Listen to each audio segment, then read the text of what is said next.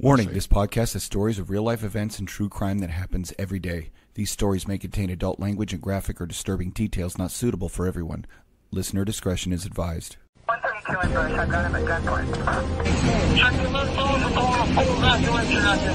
They're pulling them out. 911. Advise ready for escape. God! Episode of War Stories. I'm Tom. And I'm Chuck. Oh, we are pretty stocked up. We're producer Dylan's doing a great job. He's doing yeoman's work, keeping us scheduled with guests and keeping us on track. I love it. The only downside is we're ahead enough to where, as I've said before, I can't keep track of where we're at. So, yeah, I think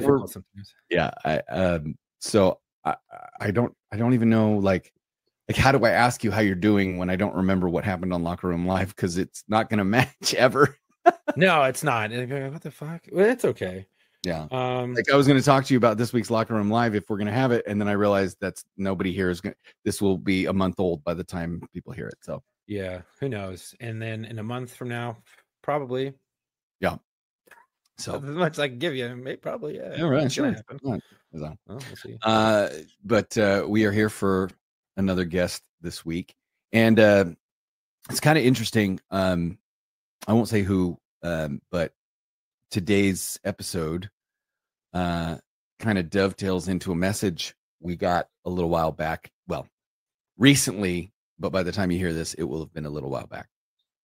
And we released our episode on the truth about PTSD, and we had some very frank and raw discussions about it. And one of our longtime listeners who has found me on social media wanted me to tell you, Chuck, that he sent me a message to pass on to the both of us that he really appreciated that episode, specifically because he essentially was saying, and I don't want to give anything away or speak out of turn, going through some shit and just kind of life and how it gets to you sometimes.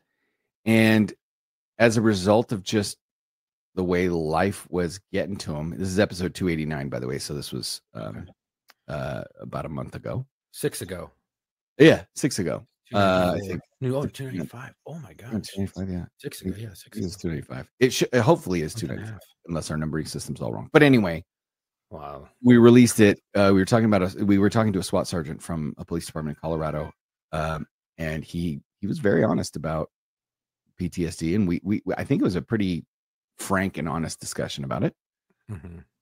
And this listener contacted us and said, essentially, he appreciated the episode and he had just gone to his first therapy session that week. Right on.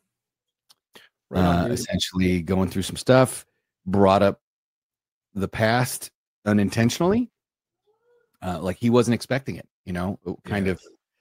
as the past does, it kind of creeps in on you sometimes. And that's how you know it's a trigger. You gotta deal with it. Right. And he found himself engaging in self-destructive behaviors, I'll say. Yeah, dude, sometimes that shit will creep up on you and kick you right in the dirt. I mean, right. And that sucks. Sorry to hear that you're going through some stuff, man. I feel you. But we're glad to hear that you're taking care of it. Yeah. And Chuck, I'll tell you who it is. So if you want to reach out to him or whatever, but I think I sent his message to you as well. But we're proud of you, brother, and stay the course. We were chatting back and forth, and one of the things I had said was, he said, I thought this stuff was gone. I said, well, we always think that because when we're busy, we're busy. Our prefrontal cortex is dealing with day-to-day life. As soon as we're not busy and we have time to slow down and we're left alone with our own thoughts. Yeah, buddy. The quiet is when it gets you. Yeah. I mean, I could tell you firsthand, and I know Tom's been through it, and we've all been through it. Right. I didn't know I had an issue with post-traumatic stress and stuff that I had seen and witnessed as a law enforcement officer until I got injured for a prolonged period of time. And after about a year, I was like, okay, still was doing all right. And then all of a sudden shit changed overnight. It should be just because the simple fact that you don't have anything occupying your mind anymore, and you're just stuck there, and then your thoughts kick in, and everything that you've kind of thought you've dealt with, just because you shoved it deep down inside, and maybe you coped with it with alcohol or whatever, or video games, or something worse, or something worse, drugs, fucking heroin, opiate pills, I say heroin because it's fucking heroin, but it could be Oxy, it could be Vicodin, it could be whatever they prescribe you for an injury or whatever. I mean, I didn't have that issue, but we had a guest on the show that I worked with. He was my buddy. He got shot in the line of duty. He ended up getting addicted to painkillers. Like, it happens. It happens. It fucking happens. And a lot of the times they overprescribe. But we're not here to talk about drugs. We're here to talk about self-destructive behavior. But one of the things that ties into is my buddy who he's been on this show. I don't think he'll mind me saying that. You can go listen to his episode about getting shot 4 times at close range with a .357 Magnum. He is now a good guy. He's now done being a cop. He is now clean and sober. He got his shit together. And I think that dovetails in nicely with this week's guest. It does very much. So Chuck, who did producer Dylan book with us this week? So we have Joe. Joe runs a podcast, and he's actually wearing his podcast shirt. If we could bring him up right now, that'd be great. He runs a podcast. He helps veterans combat PTSD. It's the Sober Vet podcast. Make sure to check them out. But he's also a veteran himself. He joined the Army in 2000. Shortly thereafter, the towers were struck. We all know that. What happened after that? And then he was also on the Patriot missile system. So intrigued to hear about that. And there's a bunch of other things. But what I think the biggest message is the Sober Vet podcast, and he's helping a lot of vets and getting them on there and helping those that need help with struggling with PTS or PTSD or bad choices, self-destructive habits. And I can't wait. Welcome, Joe, because I wouldn't imagine sobriety and veterans go together in the same sentence for most people. They don't. Yeah. Well, first of all, thank you guys for having me. I appreciate being on the show. But yeah, part of the main mission of the podcast is to normalize sobriety with veterans, because that's a conversation I've never heard. But I'll get into that in a little bit. Sure. I wanted to start this evening by saying why and how I joined the Army. So my senior year back in 2000, I had no purpose. I was a class clown. I had my own desk in the in-school suspension room. I was on academic probation for my senior prom. My picture was excluded from the yearbook because the principal and I did not see eye to eye. That is amazing. Matt should be here. Matt would be so proud of you. Yeah, so that was me. I literally, there's me right in the middle. So again, no direction. So halfway through my senior year, my best friend comes up to me. He was like, dude, what are we doing when we graduate? And I was like, I don't know, going to college. And he was like, you don't have the grades for that. He was like, I've been talking to an Army recruiter. We could join in the buddy program, go to boot camp together, our first duty station together. So I was like, all right, dude, I got your back. So we joined in the delayed entry program. We signed up to December of our senior year. And then we weren't leaving until like August 17th after we graduated. Well, 2 weeks before we go to leave, my buddy calls me up and says, yo, bro, I'm scared I can't do it. Yeah. Dude, 100%. He got a lawyer and got out of it. So I'm like, the fuck? Like, oh, shit, this was really? your idea? Yeah. So I ended up. I hate you so much right now. Dude, I was shocked. I didn't even know what to say. So, but I'm a man of my word. So I still joined, did boot camp at Fort Sill, Lawton, Oklahoma. Wait, are you still friends with him? No, I don't respect him. He's not a man of his word. Yeah, so okay. Yeah, I don't waste my time. Yeah, you buddy fucker. By the time you were probably done with him by the time you hit the first day of boot camp. You were like, 100%. I was like, fuck yeah. It was like cursing his name the whole time. And I told everybody the story. They're like, that motherfucker, dude. Like, So then I did AIT at Fort Bliss in El Paso, Texas. And that's where I learned to work. Explain to our listeners, not all of our listeners will know what AIT is. True. So AIT is Advanced Individual Training. It's where you go after boot camp to learn your military occupational specialty. Yep. And so I was there at Fort Bliss in El Paso for, I believe it was 13 weeks. And then after that, I was stationed there as well. That was my first duty station. And then within 6 months, 9/11 happened because I joined during peacetime. So 9/11 happened. You thought. Yeah, now we're like, oh, shit's getting real. So, just before all the sign-on bonuses kicked in. Right. true. Just in time to miss the sign-on bonuses. I had a small one. I think my sign-on bonus was like $800. Like I did have a little bit sign-on bonus. So it was something nice. It was cool. My boy got 10 G's for going in the army. See, I don't want to hear that, He dude. got 10 G's. But we enlisted at the same time, and I went to the Marine Corps. And they Are you talking about John? Yeah. Yeah, he got more than 10 G's. It was like 10 or 20. I don't remember, but it was like it was a good chunk. And I was like, but his was because he was like, I want to go to they're like, well, you'll get a bonus if you sign up to go to combat. And he's like, is there any other way to sign up? Like I was planning on signing up to go to combat. And they're like, oh, well, then you get a bonus.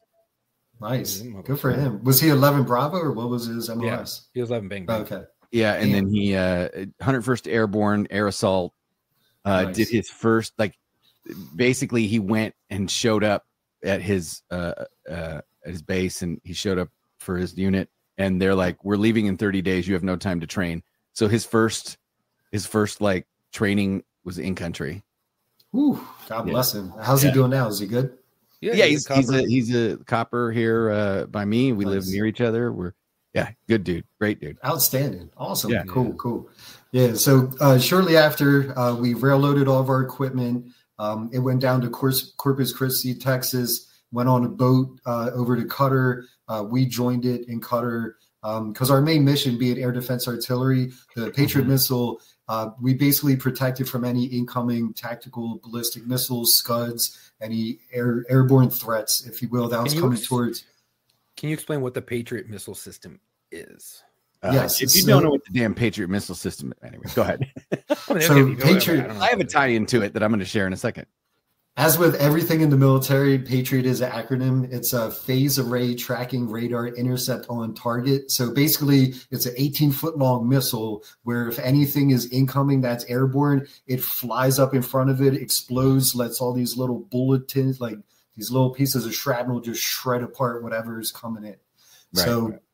And there's different packs. There's the Pack 2, the Pack 3. They're different size missiles, different ranges. We mainly worked with the Pack 2 when I was deployed. And again, we first set up in northern Qatar, a place called Ras Laffan. Our main mission was to protect Doha, which was Central Command. And I mean, there were times where we did have to rely on the Patriot missile system. Like we would get a Scud alert. We would have to get into MOP 4, which is the chemical gear with your gas mask and the suit on. We would have to get into our bunker. Oh, dude, it's so hot. Can't breathe. But yeah, we would have to get in our bunkers and then wait for the all clear. But one night particularly stood out to me because I worked in the command post and I could listen to the TOC, which is a tactical operation command. It's like the main radio where all the adjoining units, like the British, they all communicated on this one radio.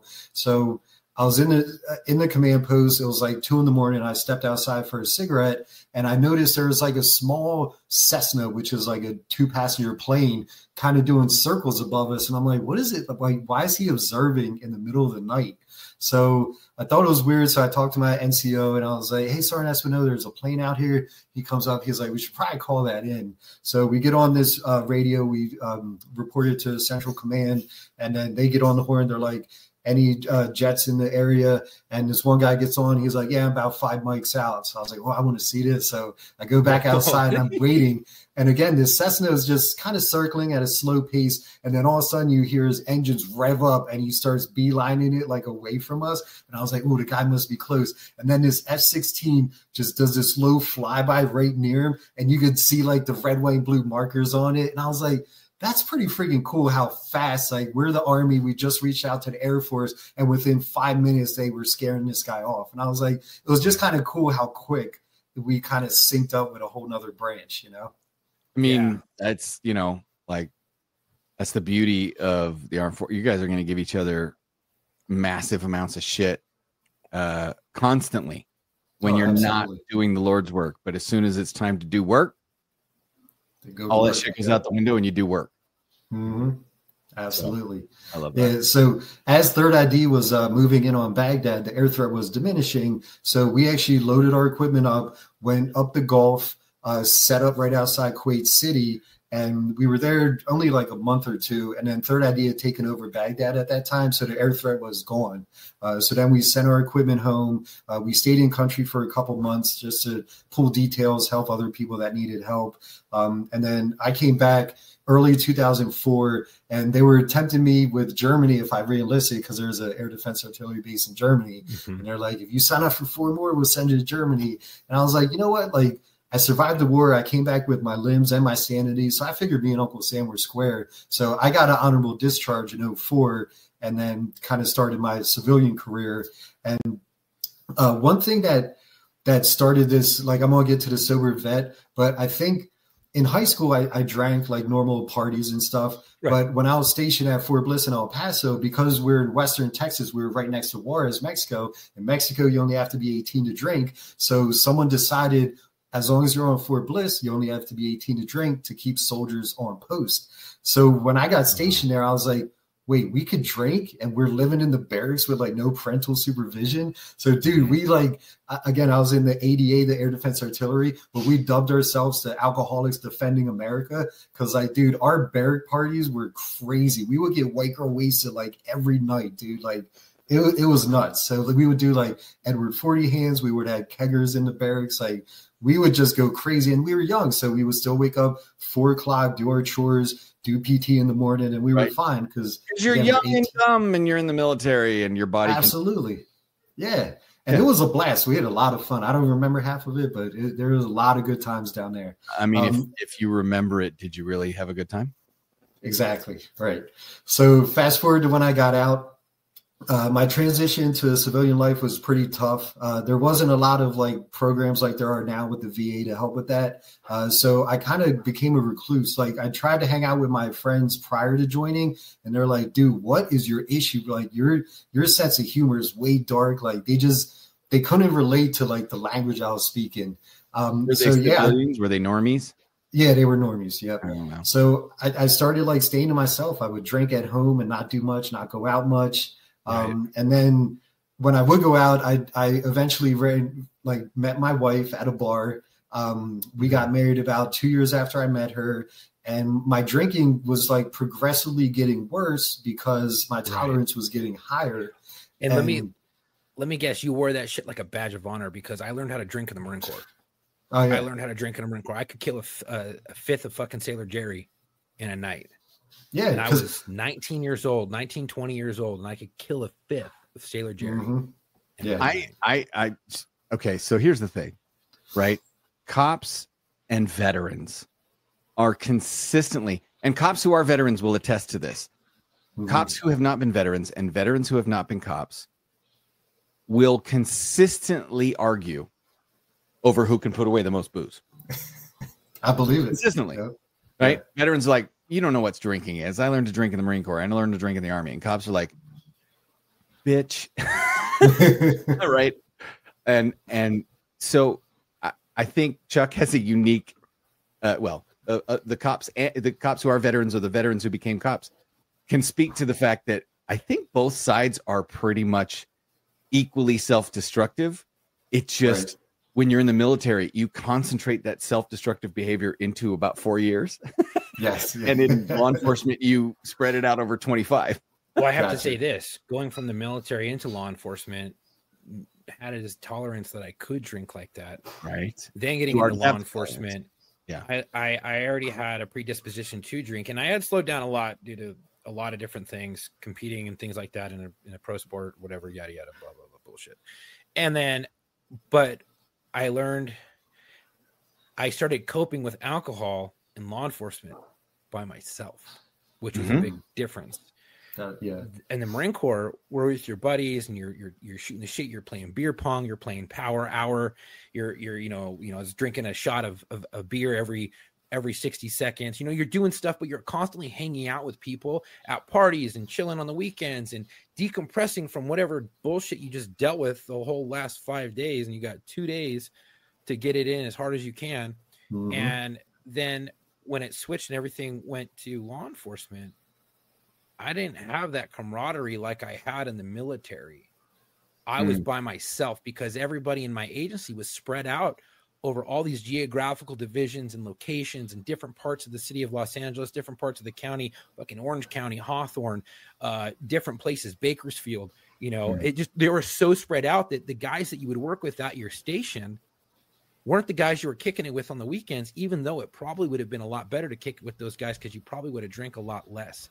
But you were dealing with this shit from work and all the traumas that you're dealing with at work that you don't think are traumas at the time.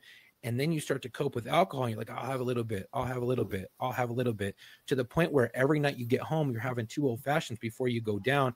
And to the point where I was talking to other coppers and they're like, I had to stop myself from drinking. I only allow myself on my Friday to have a few old fashions or some beer or whatever, but I can't do it during the week. And I'm like, damn, pussy. You know, that was my whole mentality.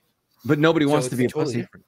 No, Right. no one wants to talk about it. Okay, I'll say it. How many times have okay, I'll speak for myself.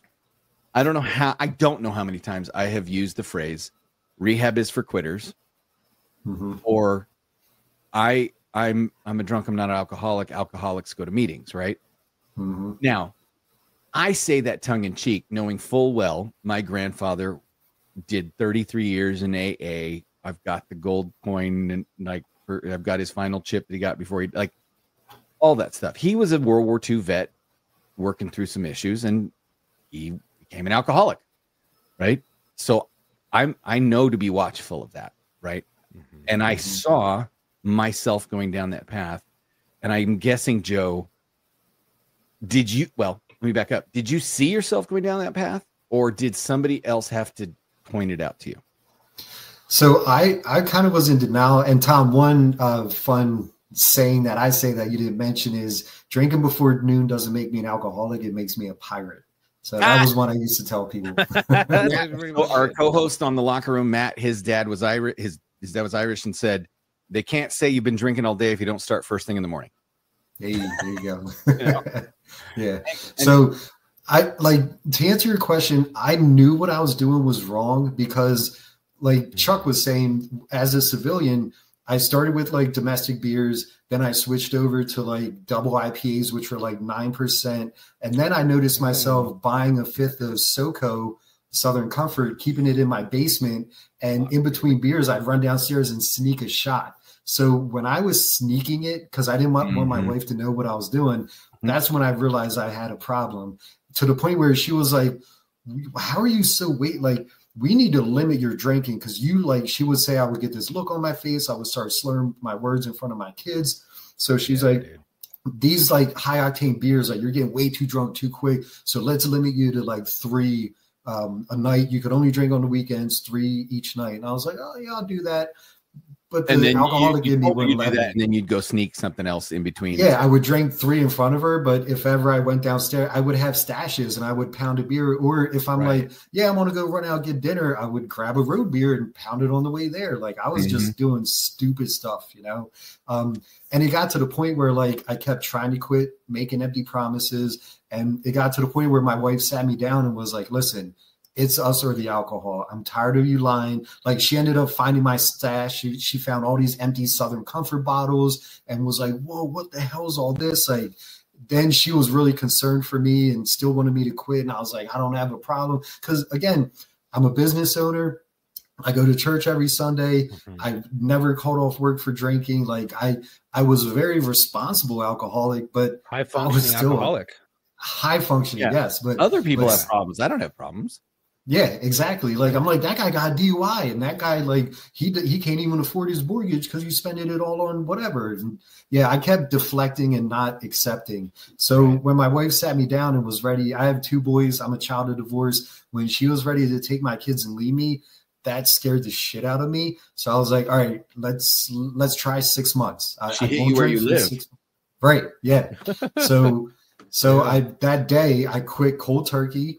I quit for 6 months. Honestly, it was the hardest thing I've ever done in my life. After 6 months, though, we kind of stopped and reassessed, and I looked at every aspect of my life. Nothing was worse. Literally everything was better. My health, my sleeping, my memory, my business, my money. Dude, I had money in my pocket. I was wasting so much money on alcohol. It was ridiculous. Like, so again, I feel you, dude. Yeah. And even my relationship with my kids, like literally everything was better. So I was like, you know what? Let's go another 6 months, see what How happens. old were your kids, by the way? At this time? So I quit drinking 3 years ago. So they would be 19 and 12. Okay. So yeah, so they were weren't old enough to realize what's going on. Exactly. Yeah. And so to the point, my youngest, like, when I would have a beer in my hand, like my oldest never minded because we've always been like the best of buds. But my youngest, when I would have a beer in my hand, he wouldn't even go near me. He wouldn't sit next to me on the couch. He was like I don't even want to go near dad when he's drinking. So like that, I feel you. Yeah, that was tough. Now again, in the first 6 months, the only thing I noticed that was worse was I felt like I lost my confidence because I didn't have that beer to rely on at the end of the week. I didn't have that thing to suppress feelings. So now I'm dealing with all these feelings. I feel like I'm exposed. Like I almost felt like I was unplugged from the matrix, like the first 6 months. Like I felt like I was on a wavelength no one could understand. So again, after reassessing after 6 months, we did another 6 months. And after that year, by going through all these little wins and realizing I can go through a stressful situation without drinking, or I don't need that beer at the end of the week to make it to the next week. Like, so as I'm collectively doing these small wins, I gain my confidence back. And then once I had my confidence back, I realized that my confidence now is better than it was after doing 3 Jaeger bombs and jumping on stage for karaoke. Like I'm more confident now than I ever was drinking, which I never thought I would be, because I've never been sober this long. So that really like set me up for something. So I'm a business owner. I own J-Dog Junk Removal and Hauling of Lancaster. We're a veteran-owned and operated junk removal company. And when I first got sober, I wanted to do something to occupy my time and kind of take my mind off drinking. So every Saturday morning, I started doing what I call a celebration of sobriety, where I throw a 45-pound rucksack on that I found on a job, and I do a hike 4 to 5 miles in the woods, just kind of clear my head. And again, I wanted to do something that I would never want to do drinking. Because, dude, can you imagine ruck marking, like doing it on your own? Ruck marching 45 miles hungover, like fuck. Oh, it's horrible. It's different when you have your boys next to you. True. I can't imagine rucking for fun.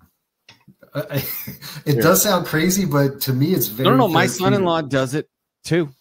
Nice. He's like, you know what? I've got my rucksack. I've got weights. I've got my plate carrier with weights in it. I've got, he just like, bro. You miss it that bad? He's like, I guess. I guess. It is nuts when you think about it. All my boys, a lot of my boys who, when they got out of the Corps, they did a lot of that ruck stuff. And then there was that one company, Ruck something, where they had that sandbag where you could bring, and it would have different levers and handles that you could hold on to do different type of things and do body weight.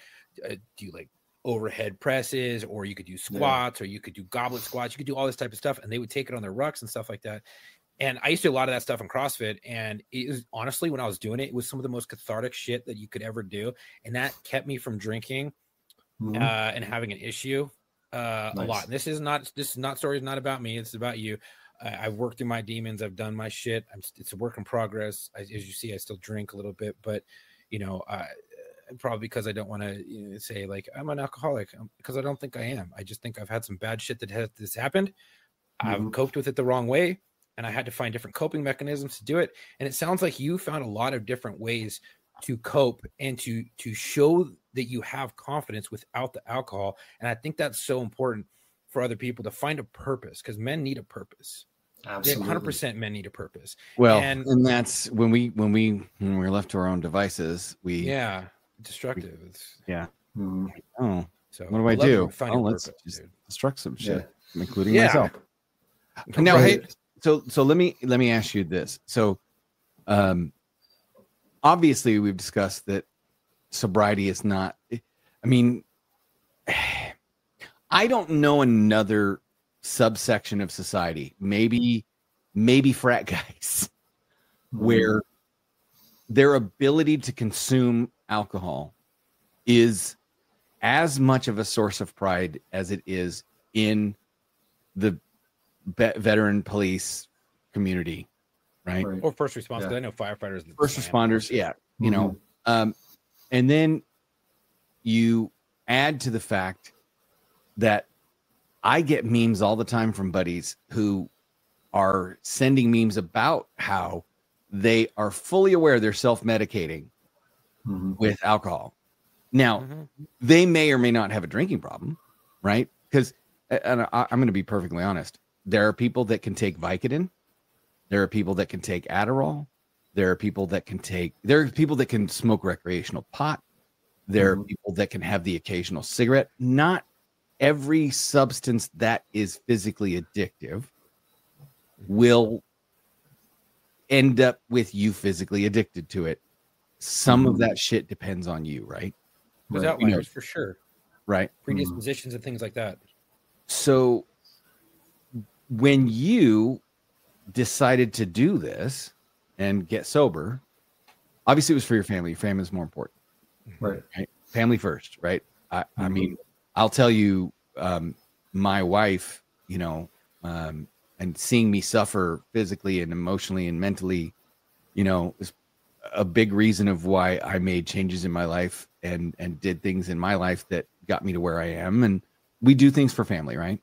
Mm-hmm. Absolutely. But Yeah. did you notice a change in how, like, you own a veteran run business? I assume you hire a lot of veterans. We only hire vets. Yep. Yeah, so exclusively Yeah, veterans. Mm-hmm. Did you get a lot of pushback when you said, I'm going sober, I'm giving up drinking? Did you get push? Did you get support? How'd it go? So at first I was worried about that because everyone I know drinks, all my friends drink. It was part of my fabric. Like I literally had a group of guys we called Golf Yankees 6. We're all veteran business owners, and we got together once a month to drink and share stories about business and stuff. So yeah, when I first quit, I was like, crap, am I going to lose everything? So I just do I not told get all to my be in the friends. club?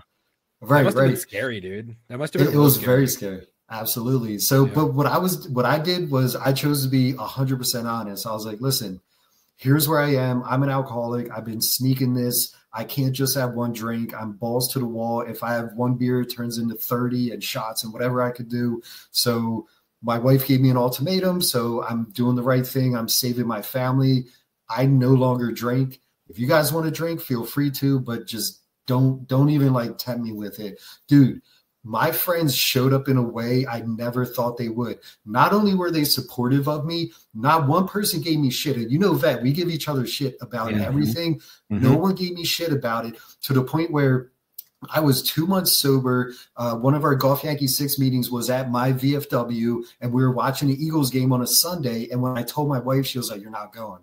I'm like, "Honey, you have to be able to trust me. I know I'm going to be around drinking." But she's like, "No, it's too soon. I don't want you being around those guys." So I called my buddy Jeff, who's a Marine vet, and I'm like, "Dude, I'm not going to be able to make this weekend's meeting. My wife's worried about me drinking." He's like, "Dude, but you're doing so good." He's like, "How about this? I'll be your sober buddy. I'll not drink. I'll make sure you don't drink. Put your wife on the phone." He gets on the phone with my wife. He's like, "Katie, I will not drink on Sunday. I will make sure Joe doesn't drink."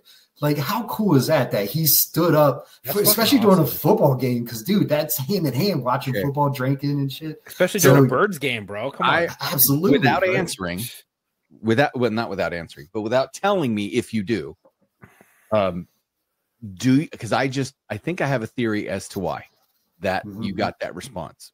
Do you have a theory as to why you got that response? I never thought about it because honestly, I didn't think you didn't think you would get that response. Not at all. Right. No, I didn't think you would get that response.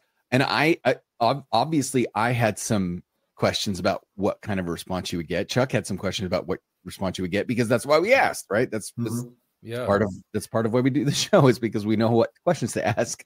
Yep. I have a theory, and maybe you two can speak to this. I 100% believe, as of right now, that you got the response you got because you went to your boys head on and went full open kimono and said, "Hey guys, I got to tell you something." And it was something that was so vulnerable and so frank and so straightforward. And you basically said, that's it. That's all I got. Right. Like this is it. So yeah, this, as opposed to if you were like tiptoeing around it. Right. And they're like, oh, come on, you pussy. They were going to give you shit because in their minds, that just kind of being a weak ass bitch and not wanting to party is unacceptable. Right. But being a hard charger who says, this is a fucking problem and I'm handling it head on, and if you don't like it, that's tough shit. Mm-hmm. I think that probably earned their respect. And they also probably said, well, fuck it. Then if that's the fight, we're here to back you up 100%. Absolutely. You're spot on, dude. Yeah, no, you're spot on. And since I've been sober, a couple of my friends have gotten sober too, because they see a new spark in me. They see how I'm thriving now, and they're like, damn, bro. Because, dude, I lost like 50 pounds. Like, I was all swollen before, like, and my health is so much better. And like, yeah, so people now are following suit. 10 times dude, better. all my numbers. Dude, for the first time in my life, literally, I went to the dentist. They're like, man, your teeth are perfect. My blood's good. I'm not on any medications that I don't acid need reflux, to be. Like, bro. yeah, I'm telling you. It's not coming up eating the fucking enamel on your teeth. Yep. Because you don't get that when you're not drinking. Mm-hmm. You know what I mean? That was one of the biggest things I realized when I slowed down and I was like, hey, I need to pause for a fucking second. I think I might have some issues here. And I think I might be drinking at the wrong times. Because when I'm feeling sad, that's not when you should drink. And that's the biggest issue when I think of in law enforcement. And Tom can talk to this because I'm sure he's heard of this with guys, hey, if you got a problem or whatever, talk to your buddy, take him out for a beer. Right. Hard stop, bud, because that's the wrong thing to do. Don't take your boy out if he's having a hard time and induce alcohol, because what that does is it shows them when they're struggling that their coping mechanism is a beer and talking. Right. And then they get fucking a little drunk, they cry a little bit, and you're like, all right, it's been a good time. No, they're dealing with fucking traumas right now that's getting brought up, and it's not good, and they're not able to resolve this. And then they're gonna get sober, and they're like, oh, that was all right. I don't want to do that again. And, if they remember the conversation, if they exactly, if they remember. And so I would always say, like, it's not a good idea to if I'm sad, I'm not gonna drink or whatever.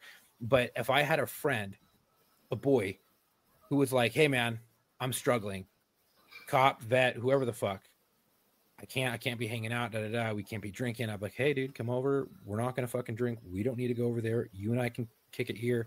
I mean, it's the brotherhood is so thick when it comes to that, when you're being honest and straightforward and truthful, that you'll do anything for that guy. You'll take a fucking bullet for that guy. You'll do whatever it takes.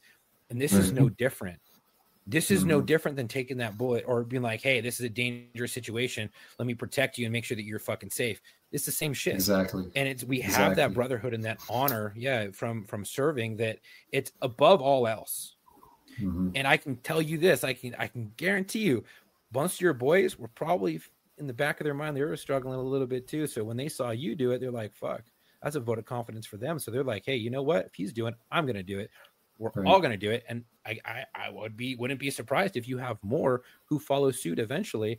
And, eventually maybe those meetings, they get switched to something else. Maybe you go and you do something that's athletic once a month or whatever, that gets your mind off of something else to feed that addiction into something else and to put forth that effort that you did with drinking into something more, productive. I don't know, constructive. My dad used to say, do something constructive. You know what I mean?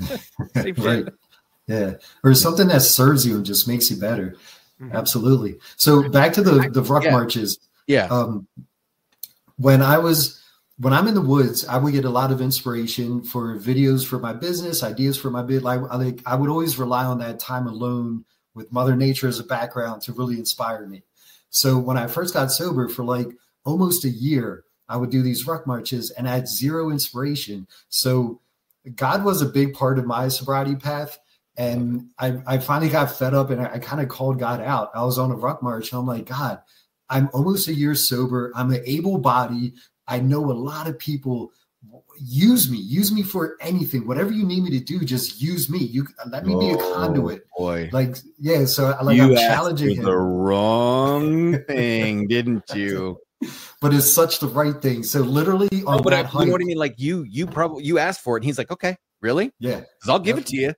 right, Yeah. and that's the path. What So God does. on that hike, I turned this one corner I have like 100 times before, and literally in my head, clear as day, I heard this sober vet. I'm like, this sober vet. I'm like, what is that? And I'm like, is that like a podcast? So now my brain, like he literally just dropped this little seed. Yeah. So now my brain just starts going. So I'm like, it's a podcast. I could tell my story. I could get other vets sober. I should normalize sobriety with veterans because that's a conversation I've never heard. So I'm like on fire. So I get home from this work march. My wife, I'm talking to my wife. I'm like, God talked to me. He told me about this sober vet. I want to do it. Like I'm going a million miles a minute. She's like, whoa, whoa, whoa. She's like, that's a cool idea and all, but like you have no credentials. Like you need to get with like a vet who's a therapist and maybe the both of you can tackle this. And I'm like, oh shit, you're right. Like, cause this is just me and my story. Like, who am I? So Right. I have a big network. So I'm like, I just got to find a therapist that's a veteran. No big deal. And Dude, your for like- doctorate through WebMD and Google. Right. Yeah. Mhm. So I figured at this huge network, it shouldn't be an issue for me to find anything. Well, come to find out, like 6 weeks later, I know a shit ton of veterans. I know a shit ton of therapists. I didn't know one that was both. So now I'm like, let's back up because to be quite honest, finding a veteran who has the heart and personality to then go become a therapist is pretty fucking hard. it is. That's You're a easy. tough ass. Hard. And I'll tell you right Yes. now, in my day job, I am the law enforcement component, and I have a counterpart. We deal with each other a lot. We sit on a lot of committees together. We work together hand in hand, and he's the mental health coordinator. So he's the mental health component. He's a therapist. He's a Gotcha. strength. Okay. Mm-hmm. We couldn't be more different people. Right. At our very core, we get along very well. We Nice. actually balance each other out. We play good cop, bad cop a lot of times. When, we've had funny conversations where when I'm not there, he tries to do the bad cop thing that I do. And he's like, I'm just, and then when Just he's not there, right. But I think inherently, with the exception of chaplains and military doctors, if you go join the military, your heart is that of a hard charger and not of a caretaker. Hmm. And if you are a hard charger, it might be a little more difficult, or it will never occur to you to go become a therapist. Wrong, right, wrong, agree? Right. I agree. Yeah. With my mentality. Absolutely. Yeah. I wouldn't want So 6 weeks later, I'm now down on myself. I'm like, God gave me this amazing idea. I can't even follow through with it because I can't find a therapist. So I'm scrolling through IG and I come across Sergeant Thomas, who was our supply NCO, and she's advertising Evolve Therapy, her therapist nice. spot. And I'm like, Sergeant Thomas, I didn't even think of Sergeant Thomas. So I haven't talked to her since 2004 when I got out. So I Well, hold on, immediately hold on. Yes. Do you know who thought of it? Who You that? know who God? thought of that? Who? God. Yeah. Absolutely. Yeah. Yeah. He dropped that You shit in your asked lap. him. He's like, You're like, "Whoop." dude, I don't know what Check to this do. He's out. like, hold on, I got you. He's like, I got you. Keep scrolling, bro. Yeah. So I reached out to Sergeant Thomas, told her my idea. She was like, that's fucking awesome. I'm on board. So episode 1 is me telling my story with Sergeant Thomas kind of chiming in. And then episode 2 and moving forward, it's us having another vet who's now sober telling their story. And then I chime in with my experience. Sergeant Thomas chimes in with her therapy experience. And together we are this sober vet. And we just recorded episode 11. Oh, you guys are just starting out. Nice. Yeah, we're young. I just started in November. So this is all very new. I do 2 episodes a month. I'm booked out till episode 21. And 2 really cool things happened recently. So as we're doing these episodes and growing and people are organically reaching out like, I'm a sober vet, I want to be on your show. So that's been very cool. A couple of people that I deployed with who are now sober have been on the show. And then as we're talking, my wife's like, you know what? You should have had me on the show telling your story through the spouse's eyes. And I was like, oh shit, because that'll hit a whole nother demographic. So episode 10, I wanted to do it on a special episode. So our first time hitting double digits, I had my wife on, which like is tough because it made me look like an asshole because it did not paint me in a good light because she's telling some hard truths of what I did to get her to the point of wanting to divorce me. But then it's a happy ending, which is always a good thing. But I felt like that was so necessary. So that episode actually is going to come out next Tuesday. And then that's going to be a very powerful one. And Bro, that's accountability. Right. Yeah. That's what that is. That's because it hurts, right? But it was very tough. Yeah. But anybody who knows this podcast knows that we firmly will tell you every time and twice on Sunday, all growth comes from being in an uncomfortable place. Amen. Absolutely. Yep. Truth and honesty above all else, man. And dude, as a man, it's fucking hard because we're not wired to be vulnerable like that. Yeah. But on the other side of it, though, there's such a freedom to it because now I'm so free. My story's out there. And when my wife was telling stories of when I was drinking, I'm like, that's not me anymore. So I'm really not mad. I'm doing better today.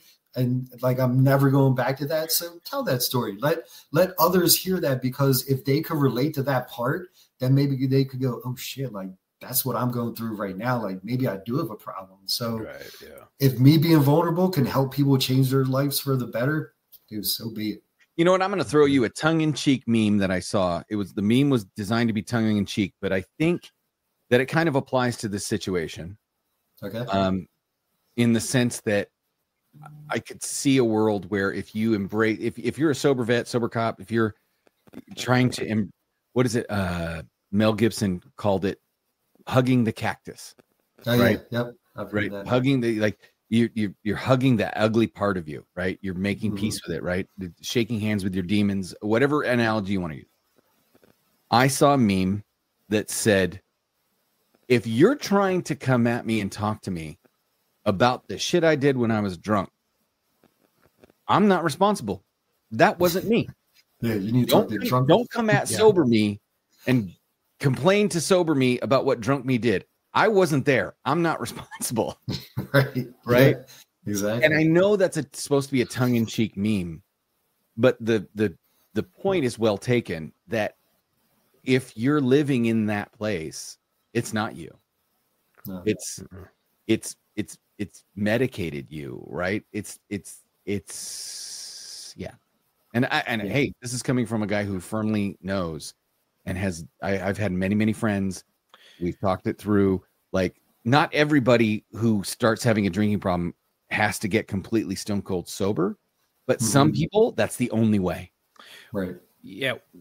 When you're fucking blackout drunk and the darkest parts of you come out, that's not you talking. That's your demons. Right. Yeah. You know what I mean? Because those, I've gone down the rabbit hole of scripture and stuff like that, and and all that stuff, and a lot of that stuff that comes out, that's not, yes, you wouldn't say that shit in a regular conversation. You wouldn't bring stuff up like that to random people or whatever, or be that angry of something so small or stupid or insignificant, or you wouldn't show your emotions like that and open up to fuck your kids, everybody else, in a normal everyday conversation. Those are the worst parts of the shit that you're dealing with coming out. And if you're having those issues and you're not recognizing those issues, and it takes someone to be like, hey, dipshit, smack in the face, hey, this is what's going on, you need to get some fucking help at that point. Absolutely. You need, I don't care if it's whatever it is, therapy, whatever the fuck you got to do, you got to get some help, because that's not you talking. Those are your demons inside of you talking, all the hard shit you've dealt with. And if you're that's coming up when you're drinking, you got to deal with that shit. Well, you got to deal with the demons. I went to okay, in so my opinion, Chuck, you probably, because your agency was large enough that they would never send you to a training this good. I don't know. I got in trouble and I got to some pretty cool trainings. No, that's the thing.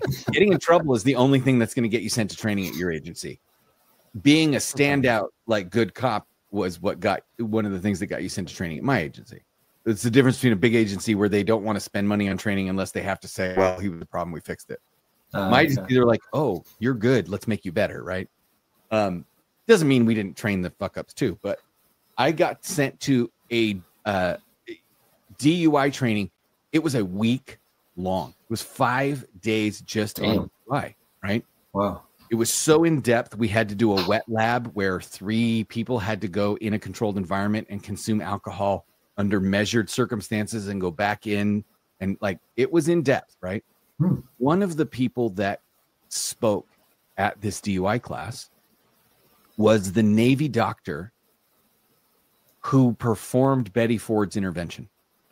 No shit. Because when he joined the Navy in Vietnam as a doctor, got stationed on a ship, and he said, we'd pull into port, and here are these fine, upstanding 18, 19, 20-year-old men who under normal circumstances are just good, honorable sailors. Mm-hmm. And they'd leave the ship for shore leave, and within 8 hours, they'd be back and in the brig or the hospital. Right. Yeah. I believe it. Yeah. It was always alcohol. Did he start the Betty Ford Clinic? No, she started the Betty Ford Clinic, but he helped her after, he did her intervention. She was like, this is important work. We need to start the Betty Ford Clinic. He was like, yeah, sure. So he was literally like in the Vietnam era studying alcoholism as a Navy doctor. Now, I want to tell you, if you want to study alcoholism, being a Navy doctor in Vietnam is a pretty good place to start. Absolutely. Yeah. Fuck yeah, dude. He went through some of the science. He talked about some of the research. I mean, this guy was fascinating. But one of the things he talked about was the stages in which alcohol kills your brain. And I mean, I say it kills it. I mean, it incapacitates it in stages. It does not incapacitate it all at once, right? And he said that's why you can literally track somebody's progression as they get drunker and drunker, and you can tell which stage of the brain is being affected, the way to alcohol poisoning. He says the first stage of the brain is 4 parts, right? You've got your your brain that controls the heart and the lungs and the breathing, and you're not in control of it, right? Then you've got your reptile brain, your fight or flight brain that like is literally your instincts, right? Your gut reactions.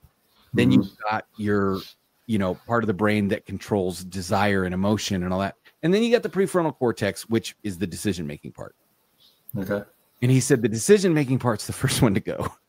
That makes sense. Right?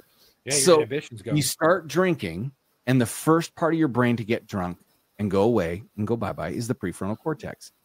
Teenagers do not develop a full prefrontal cortex till they're about 25.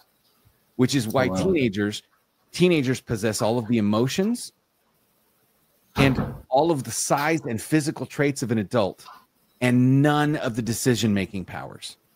Makes sense. So you're talking about 18, 19, 20-year-old people in the military that don't have a very well-developed prefrontal cortex to begin with. And now they're getting drunk, and what little prefrontal cortex they had is gone. Yep. And now their emotional brain's running things. Well, guess what? When you kill the emotional, you start to get the emotional brain. Now you're in your fight or flight brain. And imagine the decision-making process when you let that bitch take over. Fight. Yep. Right? So when you say, Chuck, and when and Joe, that it's not you, it's literally not the complete you. The prefrontal cortex that says, hey, I know you think that chick is really hot, but maybe let's not run over and try to grab her ass and stick our tongue in her ear because she might not enjoy that, and that's not how society works. That part of you is literally gone. That part of you is asleep, has gone bye-bye. It's been dry. It's like that tranquilizer, over, done, out. So I just felt that was important to say. When you're being honest and listening to your wife about her telling stories about the things that you did, if the terrible stories were about sober you, then we have a whole different conversation. Yes, correct. But she's not telling terrible stories about sober you. She's telling terrible stories about intoxicated you. And that wasn't you, at least not the complete you. Right. And that's why they call it spirits, because back in the day, they thought people would be possessed by a spirit when they would drink because it was not them. Yeah. There's a whole scripture. I just saw this the other day, and I wish I could fucking remember it. There's a whole thing about demons and alcohol and spirits and everything that it, like all the, like I guess, mythology and history around it, and the reason why they came out with the name and called it spirits and stuff like that. And it's great that you touched on that, because totally 100%. And I think there's a lot of truth to that. Yeah, and there, I mean, you can look up. There's tons of, and this is what whether you believe that Scripture is biblical, is divine and the result of a real God, or whether you believe that God doesn't exist and it's just a collection of historical thoughts and ideas by your ancestors. I want to pass on some wisdom to you that I've learned from other scholars. Your ancestors may have been primitive, but they were not stupid. Right? We have not grown better brains over the last 100 years. If anything, they've gotten worse. Your ancestors possessed the same reasoning skills that you do. They just didn't have the scientific knowledge. Right? So when they talk, when you talk about warns against, Proverbs warns against rulers drinking wine as it can lead to forgetfulness and injustice, or Ephesians talks about don't get drunk with wine, for that's debauchery, be filled with the Spirit, right? Like all those kinds of things. I mean, but you also get the people that say, well, Jesus turned water into wine. Yes, he did. And he never inherently said drinking wine is bad. What he always said is, what was that? What is that noise? Is there a spaceship? Sorry, that's my garage. My wife's going to pick up my son. It literally doesn't say don't drink. It says don't be a drunk ass. Right? And if you're the kind of person, Joe, apparently, and I'm not, I don't think I'm casting aspersions. I think you've just admitted this, is that absolutely you were incapable of consuming alcohol without being a drunk ass. Correct. Yeah, 100%. And you possessed the intestinal fortitude and spine to the point where when you were confronted with that fact, you said, yeah, I don't like that. I'm going to fix it. And you did. So I applaud that. I think that's great. Thank you. No, I appreciate that. And so that's why. Oh, go ahead. I was going to say, that's why I am now on a mission to normalize sobriety with veterans. And again, it's like you said, it's only for the people that have an issue, who are self-medicating in a harmful way. I know a lot of people that could have 1 or 2 beers and they're totally fine. Some of us can't, because I physically cannot, so it's more for the people of us. And I don't get preachy. I'm not against any drug, any substance. I'm not against anything if you could use it and it doesn't affect you in a harmful way. I'm specifically worried about the people like me who were in denial. Like, I was like, dude, I'm not an alcoholic. Because like, even before I quit drinking, my wife made me go to an AA meeting, and hearing like these stories after we left, I looked at her and I was like, is that how you view me? And she was like, no, that was really bad. And I was like, oh, okay, God. And not to say that they were bad people or anything, but I didn't think I was there. And to touch on something Chuck said, finding support is the most important thing, because you cannot do this alone. Luckily, my wife was very supportive. My friends were supportive. So I got super lucky in that sense. And some people do find AA supported, or like church groups, but you have to find some tribe, because there's going to be hard days, and we all know what we do when we're alone, nothing good. So like, you have to be able to have someone to call, someone to talk to, because even not to this day so much anymore. It's kind of let up after the first year, but there were so many times where I'm just like, fuck, dude, like, if I had, let me just have one relapse. Let me just have this one drunken night to kind of get rid of this itch, and then I'll go back to being sober tomorrow. But dude, it doesn't happen. That's the devil right there, dude, trying to get you to fucking, to try to get you to. I mean, that's the literal angel and devil on your shoulder, right? Like, dude, there's a reason that trope exists. Right there, dude.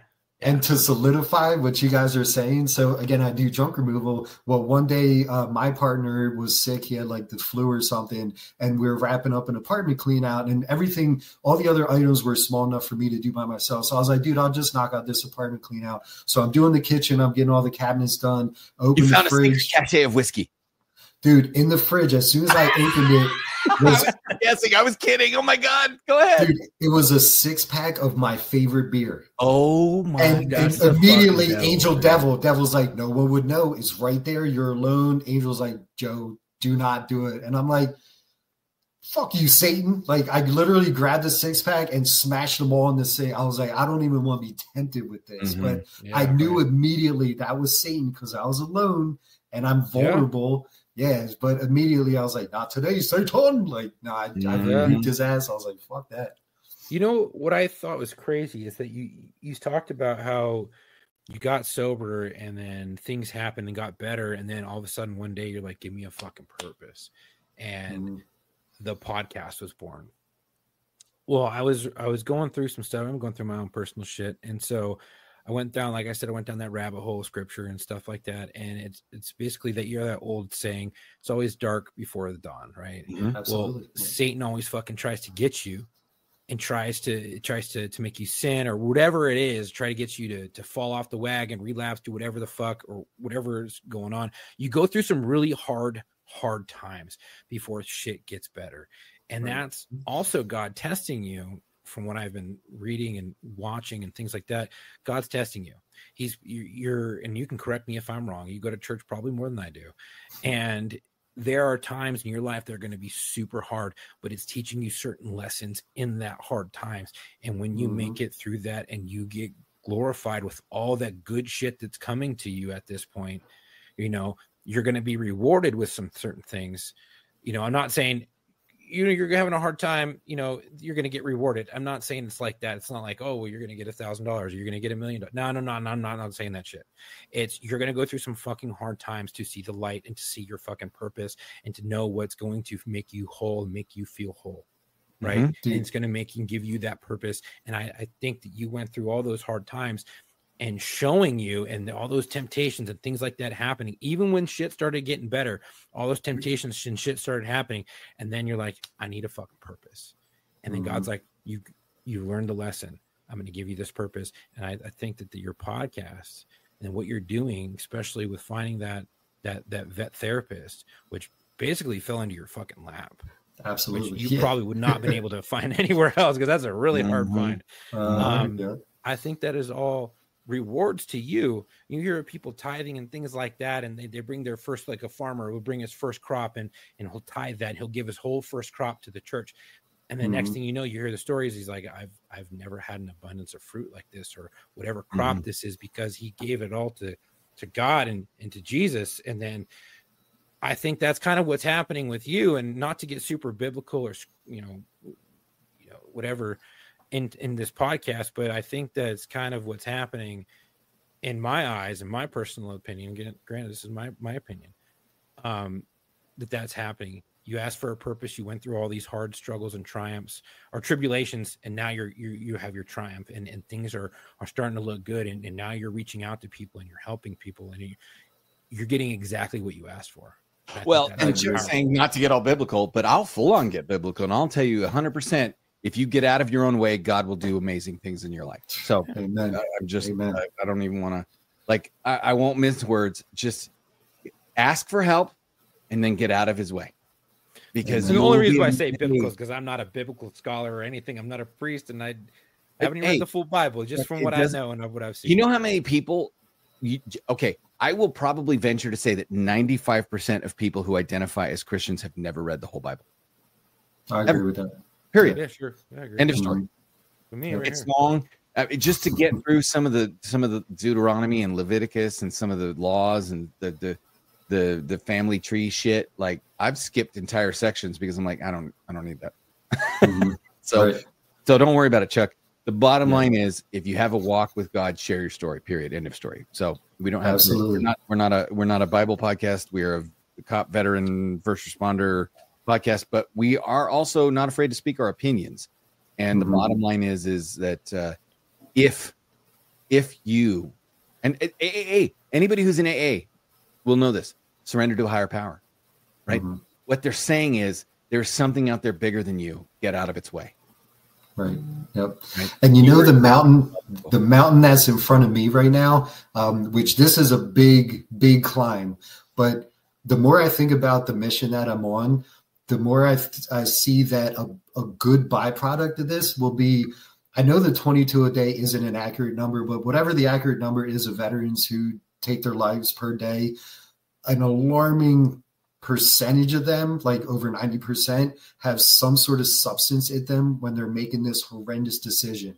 So if we can normalize veterans or normalize sobriety with veterans on a bigger scale, that should affect that number and bring that number down, you know, like, and then again, that is a huge mountain, but if that's a byproduct of this mission, that's way bigger than me, than anything. But again, that would be a huge win for veterans overall if that number comes down, because that, like we were talking earlier, Specialist Wheeler, he's one of the 22. He's someone I deployed with, and demons got to him, and he was a family man, and he ended up taking his own life, and it's unnecessary. Well, I think that's a good place. So let's get you to let's talk about your podcast. Let's plug your show right after we get to your dedication, because we always like to dedicate our episodes, and we let our guests pick who they would like to dedicate it to. So you have a dedication. So tell us the story of your dedication. All right. So Wheeler, he was our medic when I was deployed, and just a good guy. He was happy. He was just like any of us, you know, and we did our deployment. We came back home. He got out shortly after I did. And he started a family, and I guess he was going through some demons that none of us knew about, because when we all got the news that he decided to end his own life, all of us were shocked. Like, when I got the text, I thought it was a joke. I'm like, dude, don't fuck around. Like, why would you say that? And they're like, no, seriously, like, Wheeler's gone. And I'm like, he has kids. Like, what do you mean he's gone? Like, it didn't make sense, but that goes to show that we do suffer on our own. We don't reach out, like, and he had substances in his system. So he could have been in that demon mind frame, whatever. I don't know what exactly happened, but it's just so heartbreaking to see, you know? And again, it's so unnecessary, because even battle buddies that he talked to earlier that week were like, I have no idea. I literally talked to him 2 days ago. Like, he sounded normal, you know? So yeah. I just want to say rest in peace to him. And I'm sorry that his demons succumbed. Like, it's heartbreaking. Well, rest easy, Willie. We got it from here. And I think what you just said, if I may, highlights and supports with evidence what I proposed as my theory about why you received the support you received. Don't hide your struggles, boys. Don't hide your struggles. There are people out there who will listen. They will listen, and guess what? They've probably gone through something similar, or are going through something. They've been there. They've done, like, that's what this show is about. We talk about. I've said this numerous times. We talk about it. I hate the idea of group therapy, and I would never, ever, ever voluntarily participate in group therapy. And I say that knowing full well that this podcast is a form of group therapy. Right. Small group. Yeah. Right. But when we started pre-COVID, and we used to have 3 or 4 cops, veterans, sitting around a table with me and my co-host. So it was 6 people, and we would spend 3 or 4 hours, and each person would their hour of talking would get cut into an episode. We get 4 episodes out of one setting, right? Sit at a table, 3 or 4 episodes, we'd cut them up. That's group therapy. Sitting with your friends, talking about your problems is group therapy, period. Right. And what we don't like is the therapy part. We don't like because our typical picture of group therapy is what the media portrays as, like, sitting around in a circle, sharing feelings, feeling sorry for ourselves, right? Like, it's really just saying, yo, man, I'm struggling. This is the fucked up shit I'm going through. And somebody else going, yeah, man, you know what? That happened to me too. And I'm still working on it. Here's how I'm coping. And that's it. It's that simple. So it sounds like your podcast aims to do that. And I'm going to be dead honest with you. When you said you've hit episode 11, but you're booked out to 21 episodes. 21. Yep. 21. So that means you have 10 episodes booked that haven't happened yet or in the can, right? Yeah, booked out till July 21st. Yep. I'm going full open kimono, and I'm gonna say we are not booked out that far. We are booked out pretty far. We are not booked out that far. Damn. And part of that is because we have a different way we book things, but I'm honestly pleasantly surprised because knowing that you seek out sober veterans willing to talk about their struggle, that's harder. That you have found that many people willing to come on. But at the same token, I find that people who have gotten sober are much more willing to share to help other people. Mm-hmm. And so I get from the perspective of, if you reach out to somebody who is sober and says, hey, we're trying to help other people who are struggling, they're gonna be like, fuck yeah, I'm in. Right. I'm in. Absolutely. Yeah. Where do I sign up? So while I was initially response. shocked, as I think about it and I processed it while we were talking, I came to the conclusion that it does make sense. And I'm really stoked to hear that you've got that kind of buy-in. So Absolutely. Where can people find you? So we're on all major podcast platforms. You could also listen to every episode on our website, which is www.thissobervet.com. But yeah, we're on Apple iTunes, we're on Spotify, literally any podcast platform. We're even on YouTube. Just look up This Sober Vet. And what's exciting is I reached out to, I try to only do veteran stories, but I also need to grow. So I'm trying to get guests on that are bigger than me, obviously. So I reached out to this guy. His name's That Sober Guy, and he has over 500 episodes. He's awesome. I've been binge watching his podcast like crazy. Well, I just had him on Tuesday, and he's going to come out later on next month.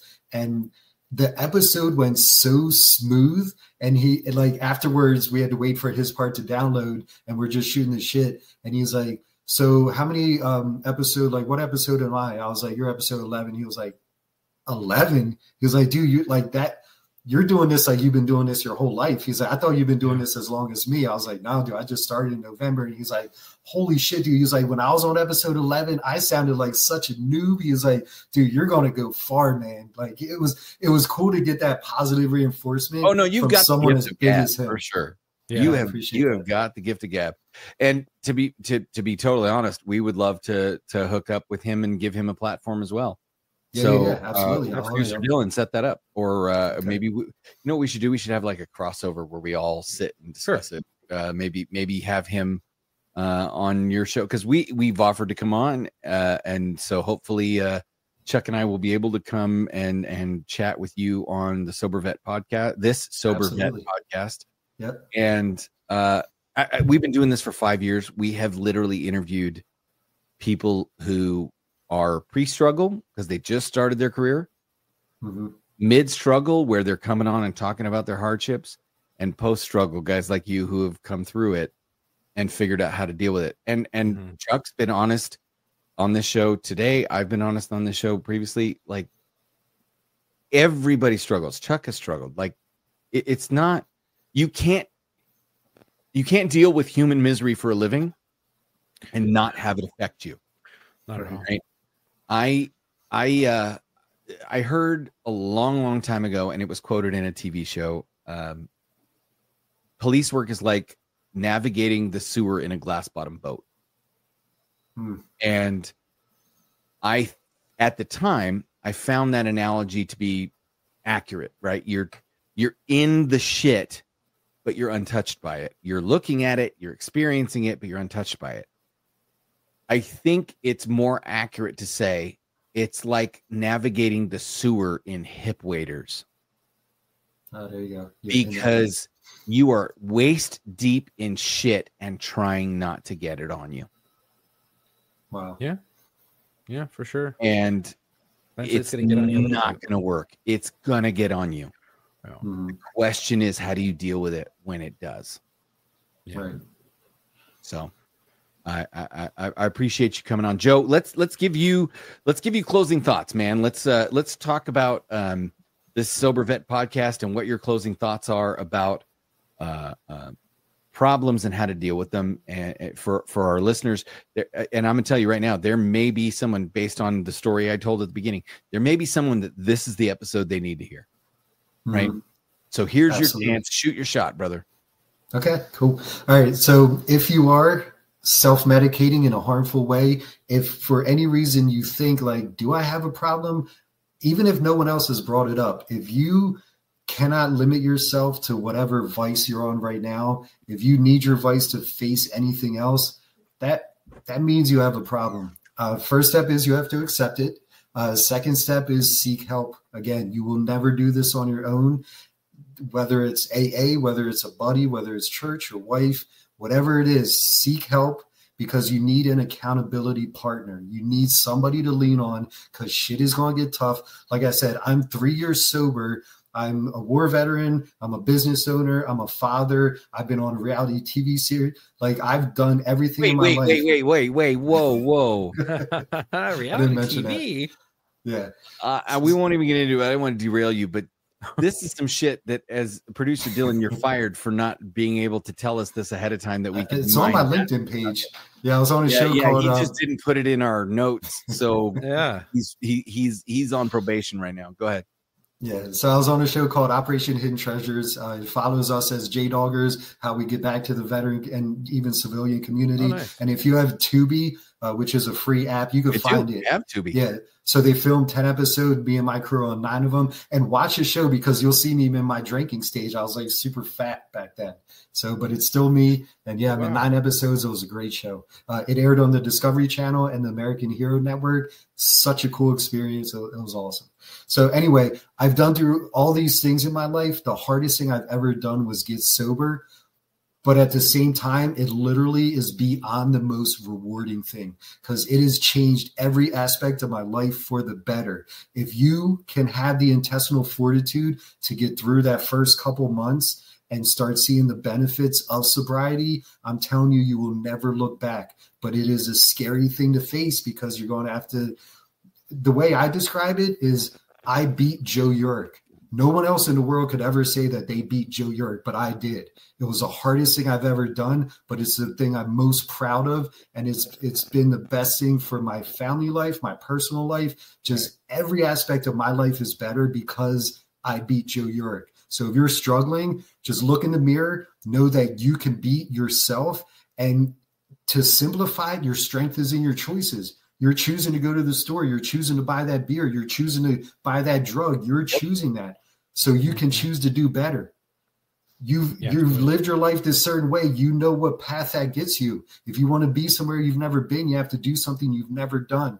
Just have the strength to make that choice and rely on others. And believe me when I tell you, it is so much better on this side. And reach out. We would love to talk to you. And how can they get to you? So you can reach me on my website, www.thissobervet.com, or on any podcast is where you could listen to us on any podcast platform. I'm on IG, I'm on Facebook, I'm on TikTok. Just look up This Sober Vet. It's very easy. I looked at it, and that's how I got the podcast, and it's literally This Sober Vet podcast. Go on it. If you have an Apple, go to the podcast app on your phone, go to Spotify, go to wherever you can get a podcast, type in This Sober Vet, it will pop up. And like you said, go to www.thissobervet.com if you want to link up. And I'm assuming you have an email as well, correct? Yep. And that's thissobervet@gmail.com. Same thing as the website. Put a Gmail. I mean, you know, I will admit, my eyes naturally go, this, observe it. Observe it. Well, how's it? Check this out. Sobervet.com, all one word. There you go. That's like the logo. Graphic, looks cool. Man, I want one of those hoodies. Those are dope. I got you. Just send me your address. Shoot. Hey, Chuck, let's trade. We'll trade hoodies for whoobies. I'm gonna have Dylan send you my my email. Actually, I'll email you to later on tonight when we get off, because I have somewhere I have to be after this. I will email you personally from my personal email. We'll link up and we'll get all that shit and send it and out to different areas. I'll make sure I get you something. We'll do a trade real quick. I'll go ahead and take us home, Chuck. I know you got a hard out, so take us home. So I want to say thank you all today for tuning in. Thank you, Joe, so much. I mean, it's a fucking pleasure. You talk about something that I think is very important for a lot of people to hear, because so many people, I've lost friends, and I don't want to fucking cry, so I'm not. And I've lost friends who have, I've lost friends who have had vices, and they cope the wrong way. And if we can link up on a podcast, I'd love to share that story. I'd love to share my own struggles and my own shit, the way I'm working through it. And I know Tom would love to as well. But I want to say thank you all today for tuning in. Joe, great fucking story, great podcast, great platform. Got to hit that up again. If you enjoyed today's episode, make sure to follow us on Instagram at war_stories_official and our Facebook at War Stories Podcast. If you're already following us, we really appreciate it if you could share a post and help spread the word. You can also check out the link in our bio on both platforms. You can find all over social media, our media links, and our website. Our podcast is available on all major streaming platforms, including YouTube. If you'd like to support us, go over to YouTube, or not YouTube, our website at www.warstoriesofficial.com and our YouTube. And to grab some merch. We still have some Whoopie hoodies, some other shirts and things like that. Once it's all gone, it's never coming back. We're going to do some revamps and things like that. Do you have a story to tell, or do you know someone who does? We're always looking for law enforcement veterans, corrections officers, dispatchers, firefighters, medics, ER docs, and ER nurses to feature on the show. If you're interested, email us at booking.warstories@gmail.com or LinkedIn at linkedin.com/War Stories Podcast and share your story. You can link up with Dylan over there. If you message booking, I will send you over to Dylan and he will get you booked. If you've already reached out and you haven't heard anything back through booking, reach out again. Just be like, hey, dum. Hey, I reached out, and I'll link you up with Dylan. We'd love to hear you, and we'd love to have you on. If you know someone who'd be a great fit, please send them our way. And also check us out on TikTok, www.tiktok.com/War Stories. You don't want to support China. Or not. I mean, I think it's US based now, right? I don't know. Go to our producer's LinkedIn, who runs the LinkedIn War Stories page at linkedin.com/War Stories Podcast. Oh, and this is on YouTube. Hit the like. We're supposed to. I swear, I feel like such a tool. Click the button, get the ding, like, subscribe, blah. Okay. Make sure to hit the notification bell, subscribe, and make sure to check out This Sober Vet podcast. Yes. ThisSoberVet.com if you want to link up. Thank you for the support. Stay safe. And I will say this before I give our normal sign off, Joe. I normally just go right into the sign off, but I want to give my little producer's input. I would maybe suggest opening yourself up to the idea of having some sober cops on, because we know a couple and their experiences would probably resonate with your people. Okay. I spoke to Al Mampry, who was the medic in the 101st Airborne Easy Company Band of Brothers. Oh, wow. It was one of the most life-changing experiences talking to this man, and it changed my perspective of my career. I had retired, and he said, hey, it was nice to meet you, sir. I'm humbled and honored to meet you. I'm amazed by what you did. Thank you, sir. Blah, blah, blah, blah, blah. And he goes, oh, did you serve? And I said, no, sir, I was not in the military, but I've been a police officer. Blah, blah, blah, blah. And he goes, oh, no, thank you for your service. And I went, what? No. I mean, nothing. Being a police officer does not compare to anything you did. Please don't. And I was literally telling him, like, I'm not comfortable with that. And he looked at me square in the face. And this man is he's 80 and he's in a wheelchair and he's frail, and he patched up his lieutenant under sniper fire in the middle of an open field. And he looks at me and he goes, no. You don't understand. My deployment lasted 2 or 3 years. Your deployment lasts 20.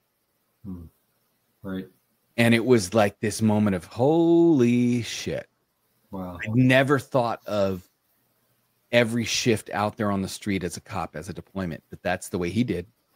Right. So throwing that out there, if you need your first cop, I guarantee you I have the guy for you. Okay, cool. Awesome. Yeah, I'll do that. Thank you for coming on, Joe. We look forward to talking to you again. And don't hang up, because I have something to tell you afterwards. And until our next episode, come home with your shield or on it.